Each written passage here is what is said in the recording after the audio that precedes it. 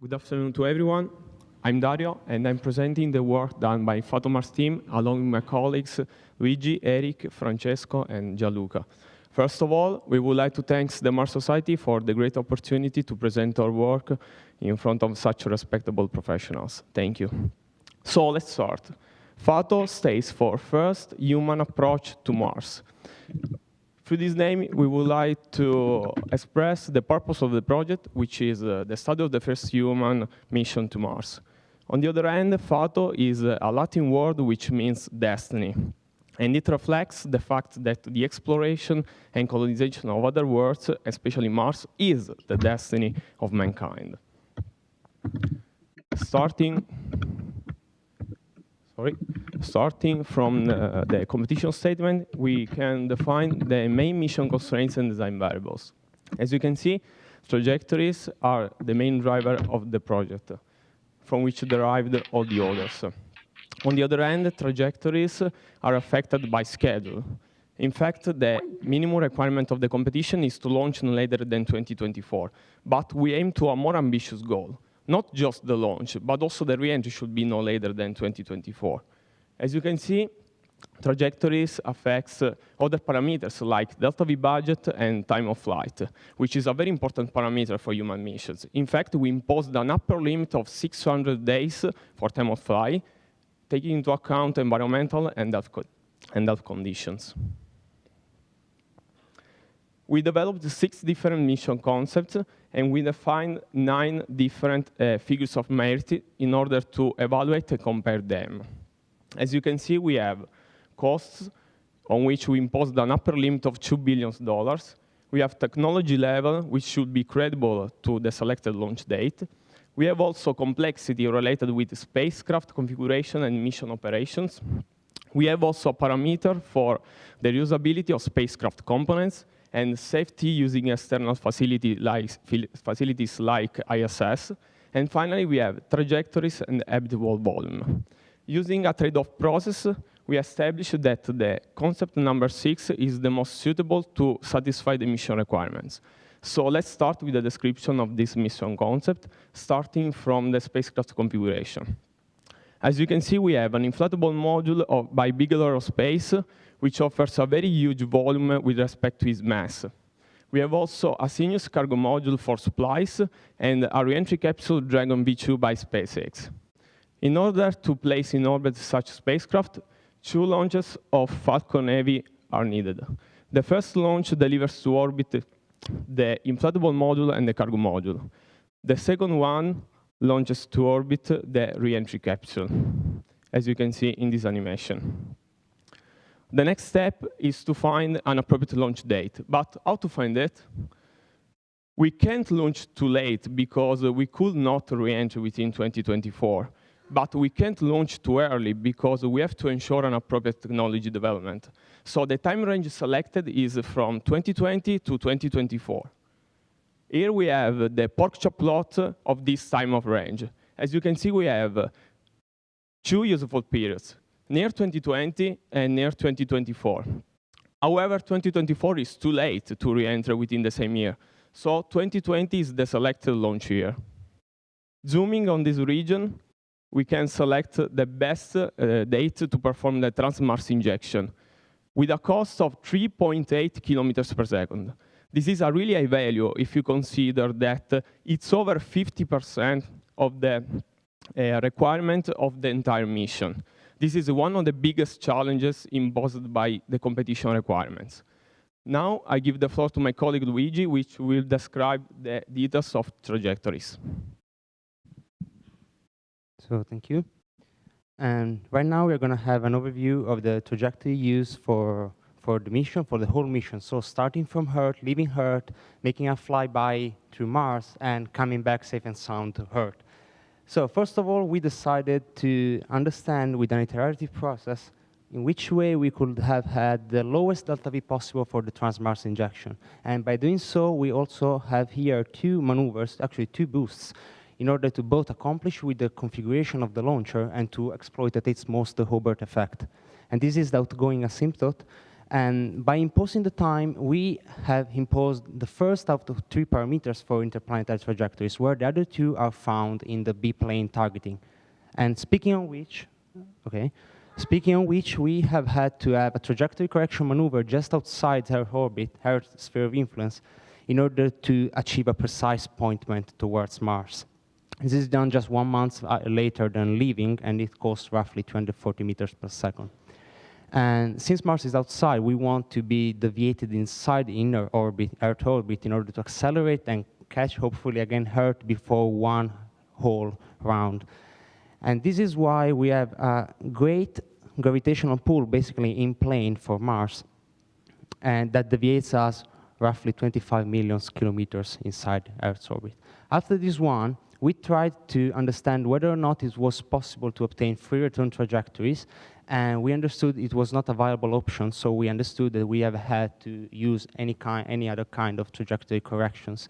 But by studying these trajectories, we found out that Venus was in our path, was actually ahead of us. So we decided to understand whether or not it was convenient to exploit its gravitational pull, because actually it was not really in our trajectory. At the end of the day, we found out that with a deep space maneuver costing 1.8 kilometers per second, which is really expensive, we would have had a great plane inclination for free thanks to Venus' gravitational pull. And that's why we decided to afford this expense. And thanks to this, we achieved almost 4.5 degrees of plane change thanks to Venus, and aphelion that changes the value to Earth's orbit and make it almost tangent to Earth's one. And this is why, after the flyby, we just had to have a slight trajectory connection maneuver that is actually really precise. It is used to reduce at most the misalignment losses, the perturbation losses, and to align the spacecraft velocity vector with the Earth's one, to make it tangent with a smooth rendezvous. And actually, this correction maneuver creates also an inbound trajectory inclined as the Earth ISS orbit. Why? Because we wanted to achieve the lowest waste possible. So any components not yet at the end of its life cycle could be docked to the ISS for future uses.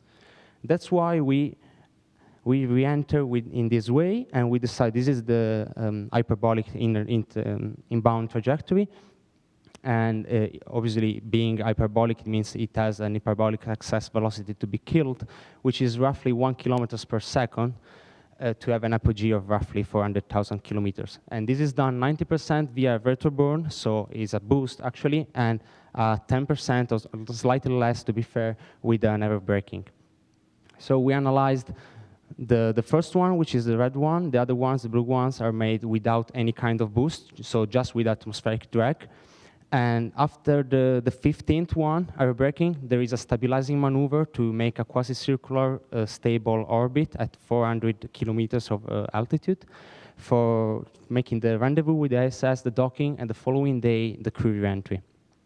And we analyzed these 15 air brakings, these 15 low passages with respect to Earth, both for what concerns load factors and head fluxes, to understand whether or not crew safety and structural integrity were respected. And we used head fluxes also to size the inflatable aerodynamic decelerator we wanted to use, especially because we wanted to preserve the rigid aeroshell of the Dragon V2 for the crew re-entry. And at the end of the day, the total mission time of flight is 584 days, and the total delta V budget is 6.88 kilometers per second, so both inside our provisions. Now, Mr. Garofalo will talk to you about the principal subsystems of the mission. Thank you. Thank you. Okay, let's start to talk about the mission subsystem details. First of all, it is easy to understand that the spacecraft design is strictly related to the choice of the launcher. In our case, SpaceX Falcon Heavy has been selected to perform the 2 launches and take the modules into orbit. The choice is motivated by a trade-off between the cost per launch and the available payload to LEO of the available space launch system on the market. This said, the main propulsion system have been designed in order to perform the mission from the Earth orbit to Mars and back. In our case, the two Delta IV and two Falcon Heavy second stages have been selected, and the choice is validated by the development of Delta V budget, which results confirm the feasibility of the mission with a Delta V margin factor of about the 5% of the total required Delta V to perform the mission. At this point, the ADCS and the GNC system have been analyzed in order to permit and to ensure the right orientation and position of the spacecraft during the entire mission. Especially its critical phases, such as on-orbit modules docking, spacecraft reorientation to permit the correct thruster alignment, and very important, the final docking with ESS to permit the release of the inflatable module. Of course, each modules are already equipped with such system, but this is not enough. In fact, it's an important issue is related to the center of gravity position. As you may know, it will change continuously during the whole mission. For this reason, a solution could be to equip the spacecraft with dedicated software in order to manage the position of the center of gravity and properly maneuver the spacecraft with the minimum propellant consumption. After this, the communication architecture and system have been designed in order to permit the full reception and transmission of data during the whole mission. From the state-of-the-art study, a high data rate is needed to support communication with the deep space network and to be compliant with the space frequency coordination group. As the Dragon V2 has been selected as a communication module, since it can already support communication in S-band with the Earth networks such as the TDRSS in S-band, but this is not enough. In fact, to communicate at the other bands such as Ka and X-band, the spacecraft will be equipped with 4 additional antennas of about 1.3 meters in diameter. Now I let Francesco going on with some other aspects of the subsystem. Okay, thank you. Okay, here the electrical power system. As you know, the main function are here displayed. So about regulation and power distribution as well as energy storage are already part of the design of the model. So we have to focus mainly on the power source. In a manned mission, it's likely to use solar power or chemical power obtained by fuel cell. And this is what we have done, effectively. Now, in a first-time sizing of the process, we try to use just solar power. But by the formula of the solar irradiance, with an expected power budget of 15 kilowatt, we need almost 230 square meters of solar arrays. That it's pretty much, in fact, if you compare with something maybe more real, it's like a tennis field, so too big. We change approach to this problem, and now we set as a constraint the maximum extension of solar arrays. And so just then, we're sizing the fuel cell in order to establish the required power, the required power needs by the spacecraft during the end-of-life condition of solar cells. Now, some details about the system, and the good news is that we don't need to change the already installed solar arrays of the inflatable module as well as the Dragon V2, but we just need to extend the solar arrays of Sirius with already available model of solar array. That's the Ultraflex already designed by Orbital ATK, so it's available. On the right side of the slide, we can see how specific power increase about fuel cell, of course, during the year. And if you compare, for example, with the one of the Apollo. So with this information, we are able to estimate the mass of our fuel cell, that it's about 2 kilos, no more, because it's quite little. It's almost 600 watt. So why? So Q factor, that's it's mainly driven by the time of flight.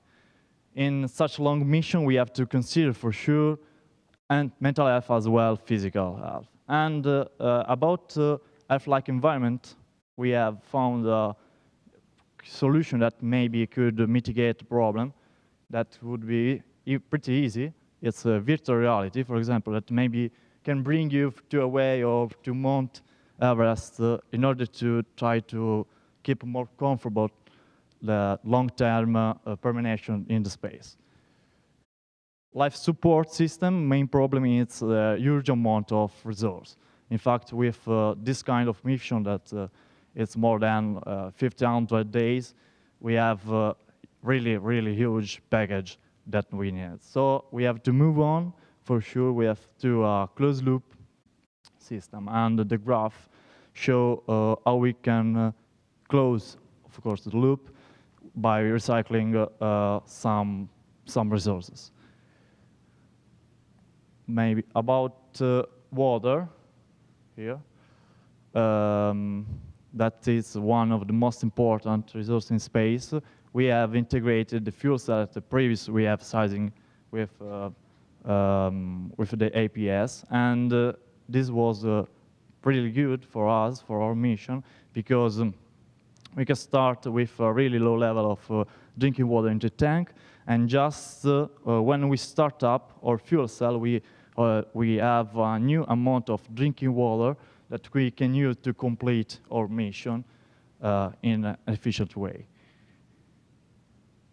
About cabin control of cabin atmosphere, we already know that there are some, for example, Sabatier reactor that performs pretty well, but we decided to integrate a new system that it's a bioreactor with spirulina that could be used for its great performance in CO2 fixation rate with respect to CO2 concentration in gas. This could be a key technology that we should develop in the next year for sure. At the end, simulation of the SCLS, and we develop a validated model with MATLAB Simulink. Each block are part of real hardware that can be used to understand if the design system, the overall design system, of course, are well done and suitable for our mission. There is also an important other methods that we can use is the inverse approach, where we can use to understand if the performance of the already hardware is good enough to do this. So now Gianluca will complete our report. Thank you. Thank you. So, as regards the radiation shielding design, we have considered two initial requirements, which are NASA radiation limits, which are linked to age and gender of astronauts, and then we have the Mars Gemini competition guideline. So, for the analysis, we have considered two different types of particles, which are the solar particle events and the galactic cosmic rays, while the Van Allen belt radiation dose has been neglected due to short transit through them. So in this type of environment, we have a total dosage without any protection of 1.83 sievert. For this reason, we have introduced a primary radiation shielding, which is constituted by the inflatable habitable module. But we have seen that it wasn't enough to guarantee the correct protection to our crew. So we have to introduce another additional shielding made with water-filled materials. which is basically hygienic boxes made of polymeric packages and filled with hygienic wipe and hygienic water, which are previously utilized by the astronauts for their personal hygiene. So with this approach, the total dosage to crew for our mission time is about 0.55 sievert, which is enough for both of our requirements. So as regards the mass budget, we have the following situation in the graph. We can see that an half is represented by radiation shield, additional radiation shield, and the other half is split between clothes, fuel cell reagents, gases for atmosphere, food, and drinkable water. As regards the volumes, we have this type of situation. We have NASA requirements, optimal requirements of around 18 cubic meter per crew member, but our spacecraft configuration is higher than NASA requirement. So this leads to enormous psychological benefits for the crew.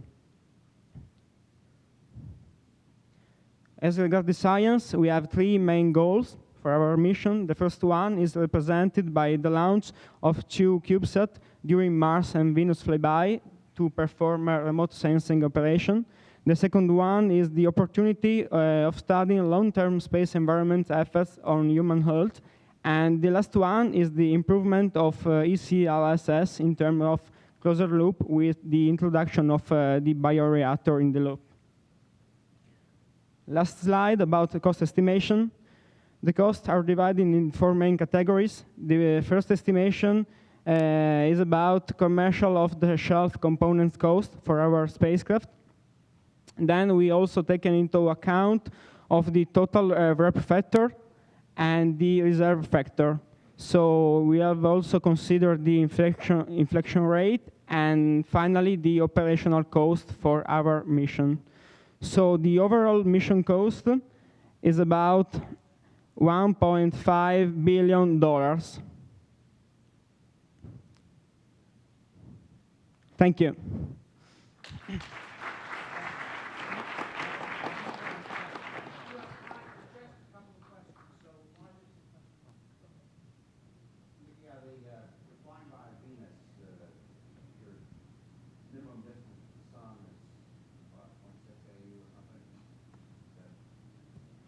The minimum distance from the sun at the flyby? Oh, here's the mic. I don't have the value right now. For what I know is we are from Venus almost 9,000 kilometers. No, but as far as you're getting close to the sun, I guess the question is, you know, if you're at 0.6 astronomical units or so, you have, you know, twice the radiation and... I may be wrong, but I can remember 0.65. Yeah, okay. So have you included a lot of the extra heat problems and so also forth? Also for the albedo, yes. And the extra radiation, because if you have a flare, you're that close to the sun, yes, you we have, consider for in the flyby. Yeah, like 3 times. Okay. Thank you. Yes?